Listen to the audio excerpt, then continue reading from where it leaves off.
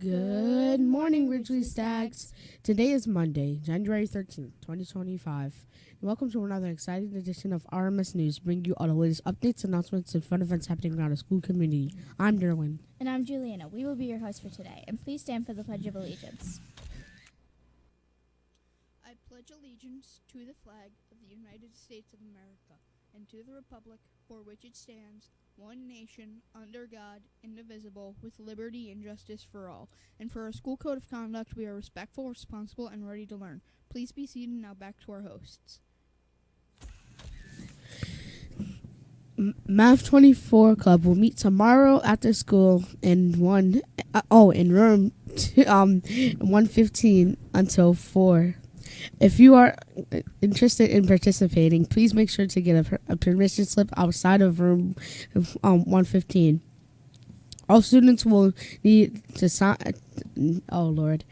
All students will need a signed permission slip in order to attend. Please see Miss McNulty if you have any questions. Today's lunch menu is awesome. We've got home-style chicken tenders, bento box with pepperoni and cheese, yogurt, and bento box with egg. Enjoy your meal. The weather will be cold this week, with morning temperatures dropping into the teens on some days. Make sure to bundle up when coming and leaving to RMS. Stay warm and take care. And now a brief message from Miss Letwich.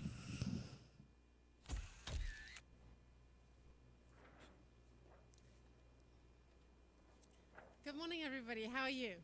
I'm here to let you know about the Multilingual Club and our language of the week. Before I tell you the language of the week, I just want to tell you that the Multilingual Club is busy in the process of producing the new poster for this year. So if you speak a language other than English and you did not participate yet in the survey, today and tomorrow are the last days when you can do so. We have so many languages that it's a huge task to fit them all on one poster. If yours has not been submitted yet, please submit it today or tomorrow. Here is the language of the week. It starts with an S. Maybe you can see it. It's Swahili. So, a couple of things for you to know about Swahili. There are people here at Ridgely who speak it. If you'd like to hear some of it, there is a teeny bit of it in The Lion King. See if you can think of a 2-word phrase in Hakuna Matata is from Swahili.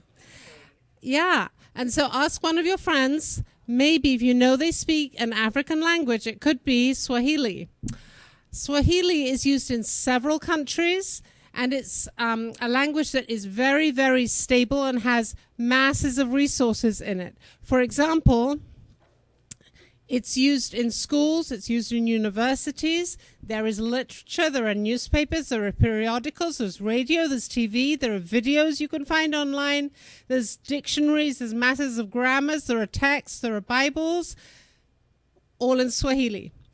And believe it or not, maybe I shouldn't say that, but if your home language is English, Swahili is one of the easier African languages to learn. That's kind of interesting to know because it doesn't have tones, whereas many African languages do have tones. So that's Swahili for you. Again, ask a friend. And also, please remember, you can go to the RMS TV, Your Voice site to fill out the survey. Today or tomorrow is your last chance, and soon you'll be seeing those awesome posters around the school. Thanks and have a great day. I'm passing over now to Ms. Friedberger. Good morning, everybody. Hold on, let me make this a little bit taller. Alrighty, so I am excited to start off with the fact that it was an awesome wild card weekend. We have pretty much everybody's teams at Ridgely Middle School. Am I loud enough? Am I good? Okay, perfect. Who've made it. So Dr. Barish's Eagles and yours too, I guess. No. Have made it through. Congrats to all of our Eagles fans. We have Mr. Kennard's Commanders have made it through. Congrats to all of our DC fans for that. We have obviously Mr. Collins and Mr. Wafels Lions. They were already the kings Kings of the North, so have already made it through. We've got our Ravens, baby. They have made it through. It's like all of those Ridgely teacher teams and the student teams have made. Oh, wait a second. Hey, Mr. Gherkin, did the Giants? Wait, oh no, it's okay. I think the Giants got like last place. They get first draft. Oh wait, they didn't even lose correctly to get the. Oh well, darn. I'm sorry, Mr. Gherkin. Well. Come jump. Mr. Wafel thinks this is so funny. He's just laughing in the background. Well, Mr. Gherkin, feel free to jump on any of these other bandwagons. We've got Lions and Eagles and Commanders and Ravens, baby, that you're welcome to jump on. I'm sorry. Better luck next year, those Giants fans. Now they've made Mr. Gherkin feel bad. I'm about to make everybody else feel, not everybody else. But did I mention that this Friday is the last possible day for you to get your quarter 2 grades up? Well, there's this cool thing that I have access to that this is everybody's grades in the whole entire school right here. And so I just wanted to point out a couple of really terrifying things as I look.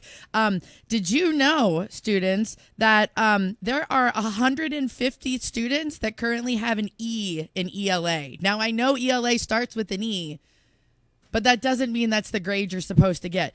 Now, that being said, there are 360 students here in Ridgely Middle School that have an A. We've got 275 students with a B. We've got 139 with a C. We've got 91 of you with a D, which means that's only 8.9% of our school population. So I bet those 91 kids could get that work in and move themselves up into a C, which would be fantastic for ELA. But I'm a little concerned about 150 of you that have an E right now in ELA.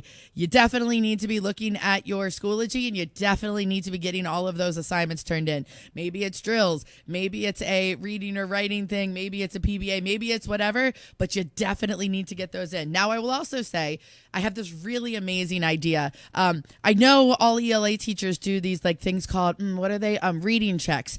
And I've got a little tip as an avid teacher here. Maybe if you read the book, you'll do better on the reading checks, right? Oh, mind-altering stuff I'm talking, right? You guys can't even hang. So I'm also looking, my other one that is really red is that social studies. Those history classes, there's 156 students right now that have an E in history.